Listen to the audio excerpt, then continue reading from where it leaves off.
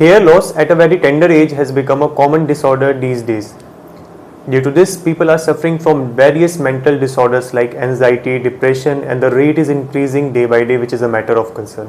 So Om, and I welcome you all in this video, which is based on the integrated approach towards the treatment of hair fall with yoga, naturopathy, and Ayurveda. So let us start with the introduction. Hair generally हमारी skin में एक minute pockets होते हैं जो कि generally हम follicles के नाम से आते हैं.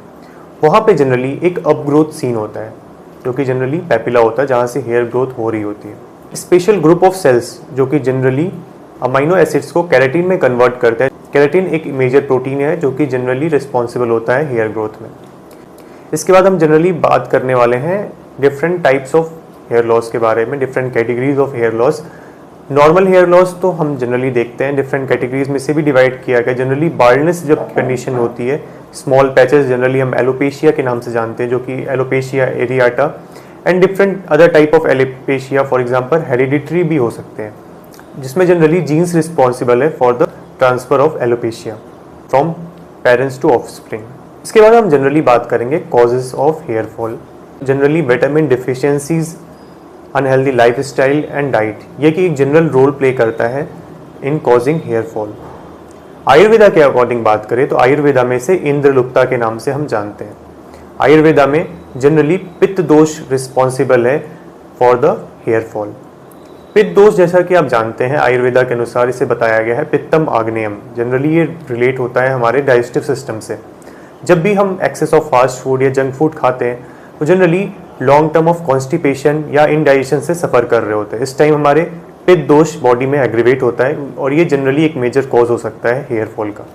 वैसे कॉजेज बहुत सारे हैं, स्पेसिफिक कॉज पे हम लाई नहीं कर सकते क्योंकि हेयर फॉल के बहुत सारे कॉजेज हो सकते हैं. Nutritional deficiency such as vitamin B12, B9, B6 ये एक मेजर रोल प्ले कर सकते हैं in causing the hair fall.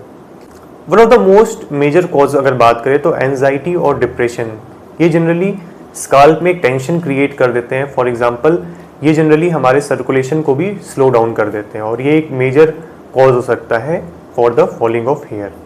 Scalp में प्रॉपर न्यूट्रिशन भी सप्लाई नहीं हो पाता है, इसकी वजह से भी हेयर लॉस हो सकता है. नेक्स्ट हम बात करेंगे treatment section according to Ayurveda. Ayurveda में जैसा कि हमने बात किया कि इसे इंद्रलुप्ता के नाम से जानते हैं और मेनली पित्त दोष के प्रीडोमिनेंस के कारण ही होता है. आंवला एलोवेरा जूस एक काफ़ी हेल्पफुल मेडिकेशन है इन आयुर्वेदा. इसके बाद अगर हम बात करें तो महाभृंगराज तेल ये भी काफ़ी हेल्पफुल है in growth of hair according to Ayurveda. इसमें आंवला की चूरन एक काफ़ी हेल्पफुल मेडिकेशन है in Ayurveda for preventing the hair fall. इसके बाद हम बात करेंगे treatment according to naturopathy. Naturopathy में different treatment, one of the effective treatment के बारे में अगर बात करें तो लीच थेरेपी एक काफ़ी इंपॉर्टेंट ट्रीटमेंट है जो हमारे जनरली स्काल्प में सर्कुलेशन को इंक्रीज करता है और ये हमारे हेयर ग्रोथ को प्रमोट करता है. नेचुरोपैथी में हमारी डाइट भी काफ़ी इंपॉर्टेंट रोल प्ले करती है जिसमें होल ग्रेन्स, वेजिटेबल्स और फ्रूट्स हमें इंक्लूड करने हैं. और मोस्ट इंपॉर्टेंटली हमें अपने डाइट को अपने अकॉर्डिंग मॉडिफाई करना है क्योंकि डाइट एक इंपॉर्टेंट रोल प्ले करती है इन हेयर फॉल. मेडिकेशन जो जनरली आजकल मॉडर्न मेडिसिन में यूज़ कर रहे हैं लोग, मिनॉक्सिडिल, जो कि जनरली शॉर्ट टर्म यूज़ के लिए तो काफ़ी हेल्पफुल है लेकिन लॉन्ग टर्म यूज़ के लिए ये काफ़ी हार्मफुल भी हो सकता है हमारे बॉडीज़ में क्योंकि इसके एक्सेसिव यूज़ के कारण हमारे फॉलिकल्स में इरिटेशन और फॉलिकल डैमेज भी हो सकता है जो कि generally permanent retardation of hair भी कॉज कर सकता है. इसके बाद अगर हम बात करें नेचुरोपैथी में कुछ अदर ट्रीटमेंट्स में जिसमें हम जनरली पेशेंट को जनरली सिरोधारा कराते हैं जो कि काफ़ी हेल्पफुल है. And different type of massages generally patient को हम प्रिस्क्राइब करते हैं. वेरियस टाइप ऑफ ऑयल आते हैं जिसमें amla oil, coconut oil, Mahabhringraj oil and different type of other oil जिसमें मस्टर्ड ऑयल भी आता है.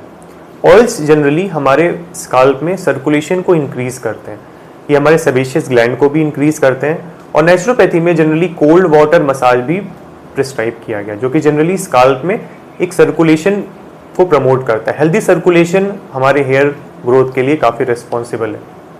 इसके बाद हम कुछ लेप के बारे में बात करें जिसमें मेथी और इसके साथ बॉइल्ड उड़द दाल की लेप जनरली काफ़ी हेल्पफुल है. इसके बाद अगर स्काल्प की बात करें जहाँ पे स्मॉल पैचेस या बर्डनेस होता है, लाइम सीड और ब्लैक पेपर का पेस्ट बना के भी अप्लाई कर सकते हैं जो कि काफ़ी हेल्पफुल है इन पैचेस और बार्डनेस. इसके बाद हम लास्ट में बात करेंगे treatment according to yoga. Yoga में कुछ हेल्पफुल आसनास की बात करें इसमें एक मोस्ट इंपॉर्टेंटली सर्वांग आसन एंड शीर्ष आसन एक मेजर रोल प्ले करता है in preventing the hair fall. Scalp region में सर्कुलेशन को इंक्रीज करता है, जो कि काफी हेल्पफुल है in preventing the hair fall. Last में वीडियो एक मैसेज के साथ एंड करना चाहूंगा, be with nature to stay healthy. Thank you and जय हिंद।